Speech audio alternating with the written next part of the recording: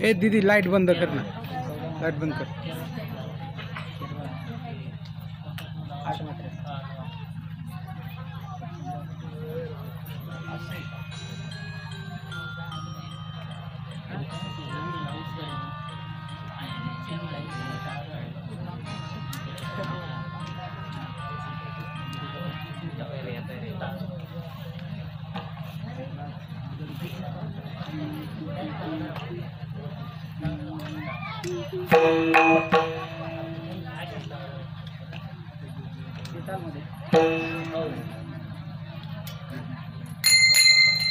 Hello,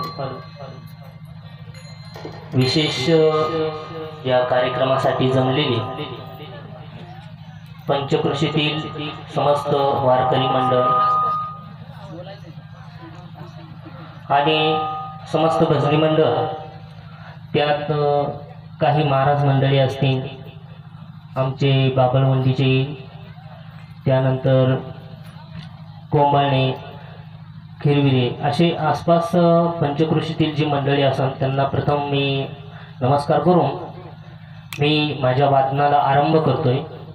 त्यात आमचे जे साथीदार आहे, ज्यांनी गुरुप्रमाणे आमच्यावर छाया करतात, ते इथले आमचे तुकारामजी महाराज मोठे, त्यानंतर मित्राप्रमाणे प्रेम करणारे आमचे अनिल महाराज तळपे, त्यानंतर आपले काशीनाथ दादा मशाळ असतील, दीपक महाराज साबळे, शांताराम महाराज लेंडे, आणि त्यानंतर विशेष माझ्यावर जास्त प्रेम करणारे आपले भांगे बाबा हे पण असतील।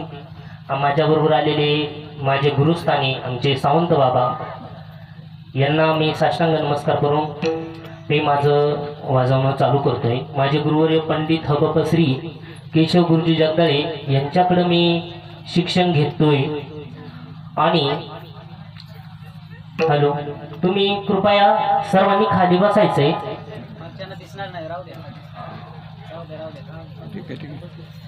ठीक आहे नाही दिसणार। आणि हॅलो, आता थोड्याच वेळात मी वादनाला आरंभ करतोय माझ्या। पहिल्यांदा तुम्हाला मृदंगाविषयी असं ज्ञान द्यायचंय मला की मृदंगामध्ये 9 प्रकारचे रस असतात। तुम्ही 8 दिवस, आज 7वा दिवस आहे, कल्पना आहे मला, गेल्या 7 दिवसापासून तुम्ही माझं वाजवणं ऐकताय। आम्हाला एक बोल बसवण्यासाठी तुमचं भाग्य, तुम्ही माझं वाजवणं ऐकताय, माझं परम भाग्य, मला असे श्रोते भेटलेले। आम्हाला एक बोल बसवण्यासाठी कंप्लीट 1 महिना लागतो, एक बोल बसवण्यासाठी। सोपं नसतं हे मृदंग वाजवणं, खूप कठीण असतं, खूप अवघड असतं। कीर्तनकार कीर्तन करतो, त्या कीर्तनातील आपण डायलॉग सहजपणे बोलू शकतो, उदाहरणं देऊ शकतो। झालेल्या कीर्तनातील एखाद्या गायकाने गायनाची चाल म्हटलेली ती आपण सहज बोलू शकतो, कोणी पण बोलू शकतो। पण मृदंग वादकाने मृदंग वाजवलाय, त्यातील कोणीच काही वाजवू शकत नाही अशी मला कल्पना आहे। तर मृदंग वाजवणं भरपूर अवघड असतं आणि मला उत्कृष्ट प्रकारचे श्रोते, जेणेकरून माझ्यावर भरपूर प्रेम करणारे असे इथं भेटले मला, त्यांचं मी एकदा मनापासून धन्यवाद करू, आभार मानतो मी त्यांचे। मृदंगात 9 प्रकारचे रस असतात, त्यातील पहिला रस जो आहे तो वीर रस, दुसरा रस आहे हास्य रस, तिसरा रस दिभास्य रस आणि चौथा करुण रस, असे 9 प्रकारचे रस असतात। तर मी तुम्हाला पहिला रस सांगत आहे, वीर रस। वीर रस म्हणजे काय असतं? मृदंगात वीर रस म्हणजे काय असतं? वीर या शब्दाचा अर्थ असा असतो की एखादा शूरवीर रणांगणात गेल्यावर त्याची स्थिती काय असते, तो काय करतो, तीच जाऊन गपचूप बसत नाही, तो त्याचं धैर्य कसं असतं, तो काय करतो, त्याच्यावर एक वीर रसात मी एक बोल तयार केलेला आहे। आमचे गुरुवर्य हबश्री हबप पंडित केशव गुरुजी जगदाळे यांनी सांगितलेलं आहे। महाराज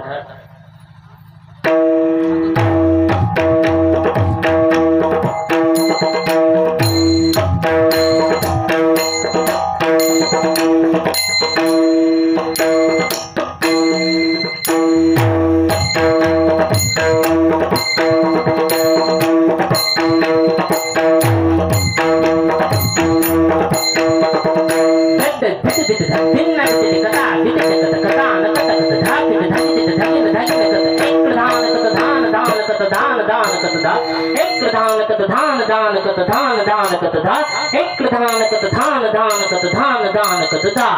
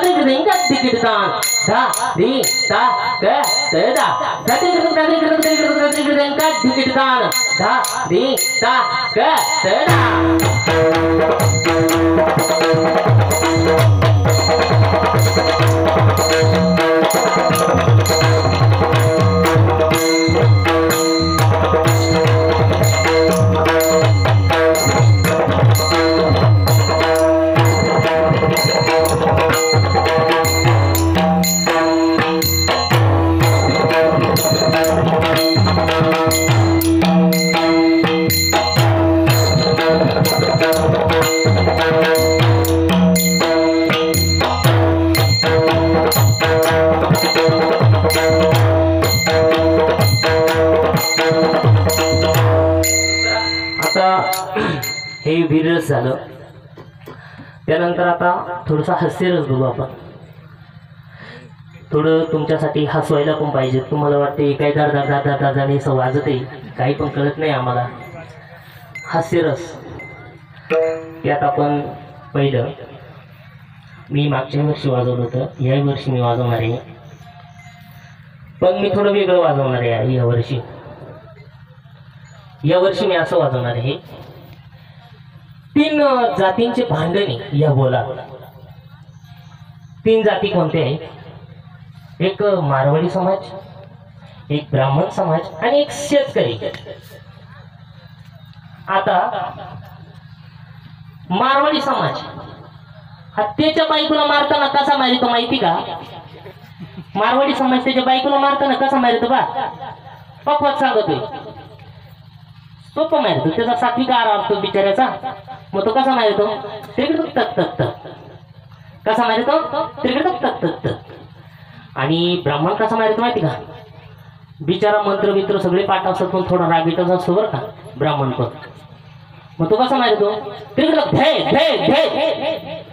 आणि शेतकरी, आता शेतकरी म्हणल्यावर काय तिथं नाद करायचंय का सांगा बरं तुम्ही? एक तर रूम न फुटन, नाही तर बायको फुटन, बरोबर आहे का नाही? मग तो कसा मारितो? तिकडे धा धा धा. मजा मारायचा.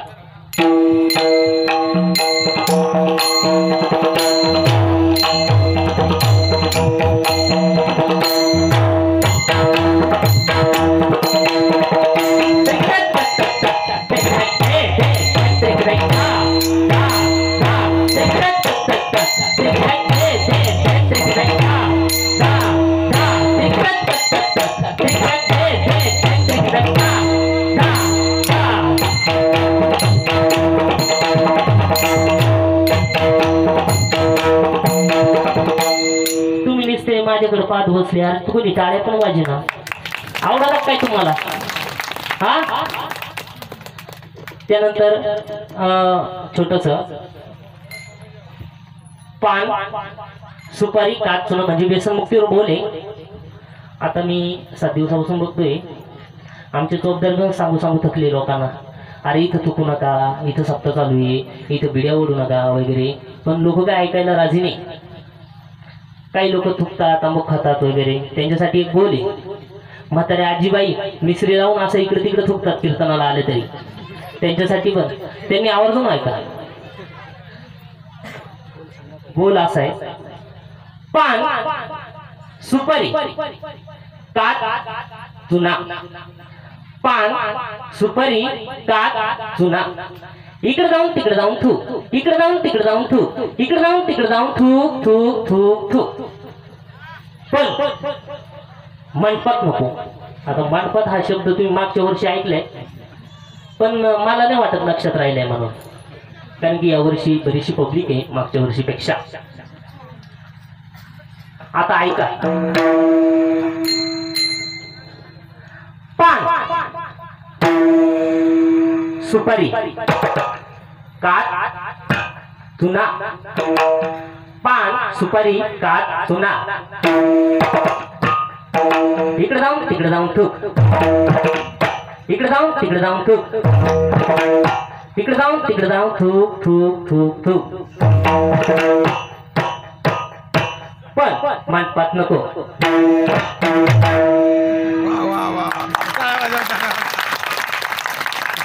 त्यानंतर आता मी थोडस तुम्हाला ट्रेनचा आवाज काढून दाखवतो. ट्रेन इकडं रेल्वे स्टेशन कोणतं आहे तुम्हाला? गोटी गोटी गोटी गोटी घोटी का? कसा आहे का घोटी नाही? जंक्शन जंक्शन पाहिजे आपल्याला. आपली कशी माहिती का पॅसेंजर नाही, आपली एक्सप्रेस आहे. कसारा इगतपुरी ही जी आहे जी गीतांजली एक्सप्रेस आहे आपली. तर कसारा आहे तुम्हाला जंक्शन. हा कसाऱ्यावरून निघणारे डायरेक्ट आता कल्याणला जाणारे रेल्वे. तर मग चला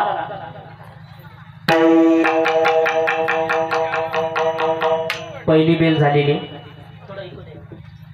या माझी पहिली बेल झालेली. प्रवासी बसून घ्या. रेल्वे थोड्याच वेळात चालणार आहे बरं का.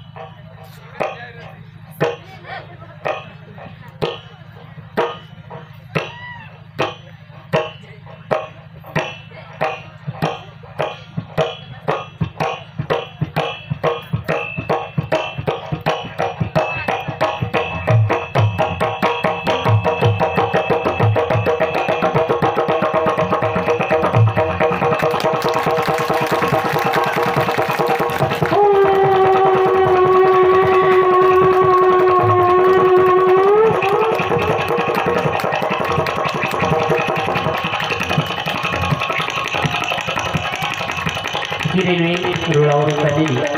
त्यानंतर आता रेल्वे बोगद्यात आल्यावर कसा आवाज होतो रेल्वेचा बघा.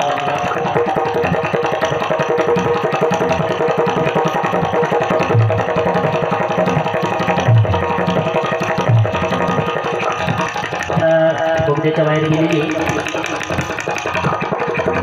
आता चढ्या लागल्यावर रेल्वेची अवस्था कशी होते ते बघा.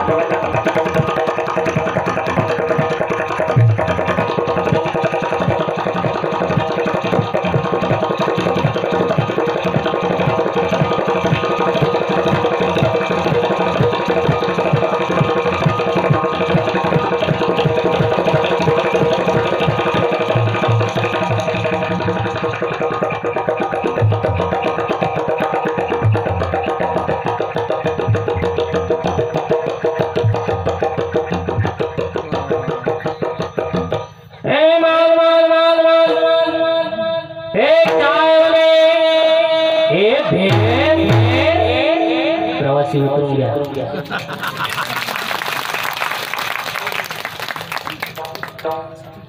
त्यानंतर आता सोपे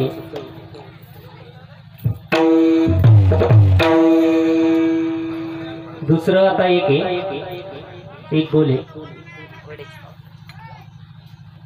धान तिकीट दात्रक तिकीट घे एक पाकिट लाव त्याला तिकीट पोस्टात नेऊन टाक पोस्टात नेऊन टाक पोस्टात नेऊन टाक. कसं आहे गो धान तिकीट धत्रक तिकीट घे एक पाकिट लाव त्याला तिकीट पोस्टात नेऊन टाक पोस्टात नेऊन टाक पोस्टात नेऊन टाक आता हे आपल्याला पक्वात सांगणार आहे धान तिकीट घे एक पाकिट धान तिकीट धत्रक तिकीट घे एक पाकिट लाव त्याला तिकीट पोस्टात नेऊन टाक हे जा आता पुढचं कसं आहे करुण रस म्हणजे मी बरेचसे बोल वाजवतो करुण रस म्हणजे थोडा मायाळू असतो आणि जास्त धडधड नसते करुण रसामध्ये तो बोल असतो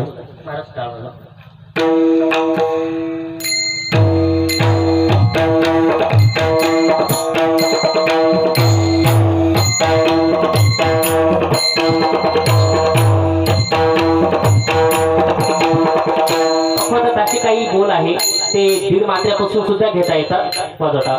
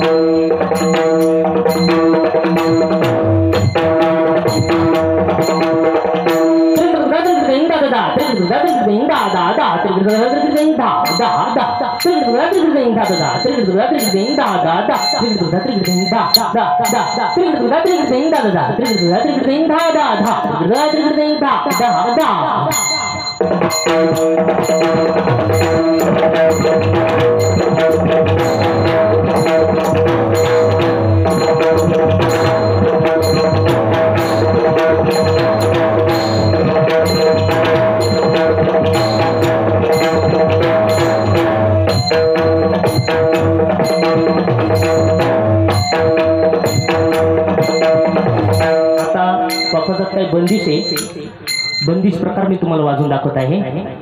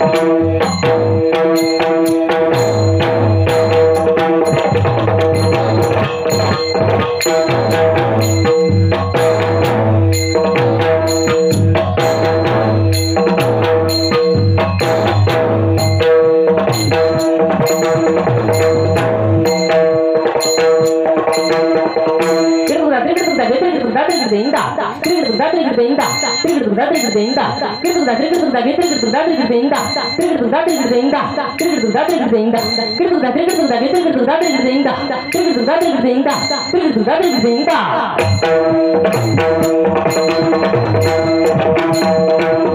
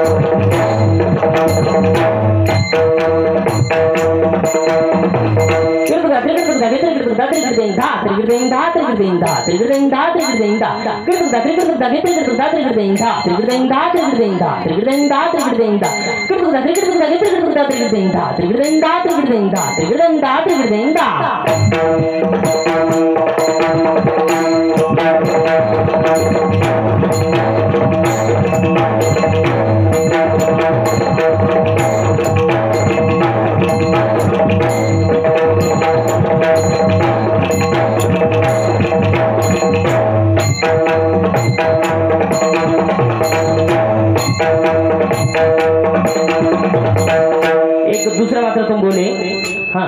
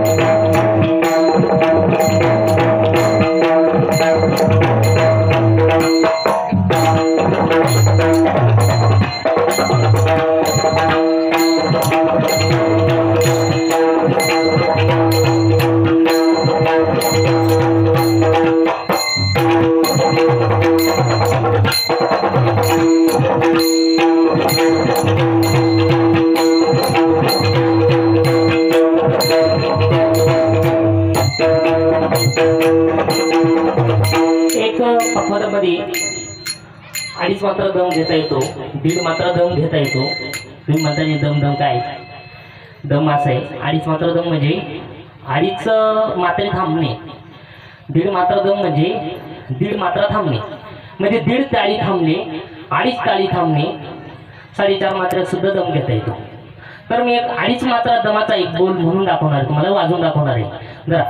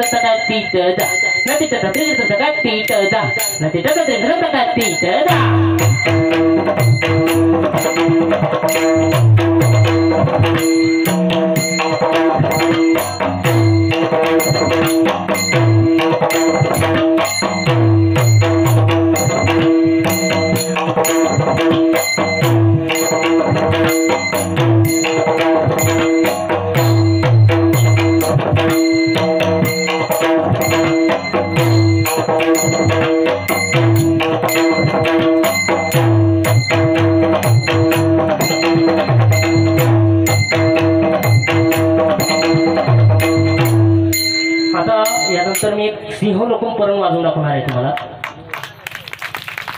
जरा टाळ्या वाजवा, थोडं आम्हाला उत्स्फूर्तता वाटते वाजवायला. त्यानंतर आता सिंहलोकम परण वाजवून दाखवणार आहे. एक सिंहलोकम परण झाल्याच्या नंतर नागोली बरोबर परण म्हणजे नागाचा बिळातून निघण्याचा आणि दंश करण्याचा प्रकार आहे. नागाचा बिळातून निघण्याचा आणि दंश करण्याचा जो प्रकार आहे त्या बोलातून दर्शवलेला आहे तो प्रकार, तो पण तुम्हाला वाजून दाखवणार आहे. आणि त्यानंतर एक शंकराचं स्तुती परण होईल आणि महादेवाचा एक तांडव प्रकार होईल आणि आपला कार्यक्रम संपेल.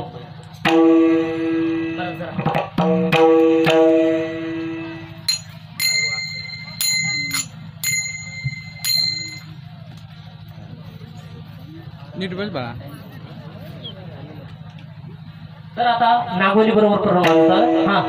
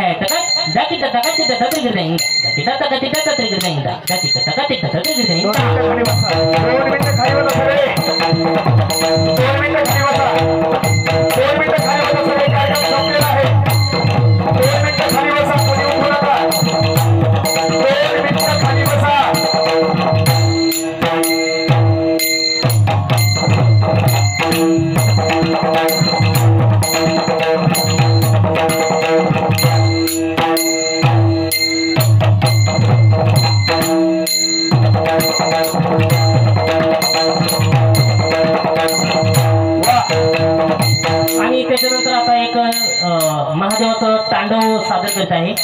एवढं ऐकू आणि कार्यक्रम संपू आपला. शेवट आलेला आहे. 2 मिनिटं खाली बसा सर्वांनी. कोणी उठू नका. मावशी खाली बसा. सर्वांनी खाली बसाय.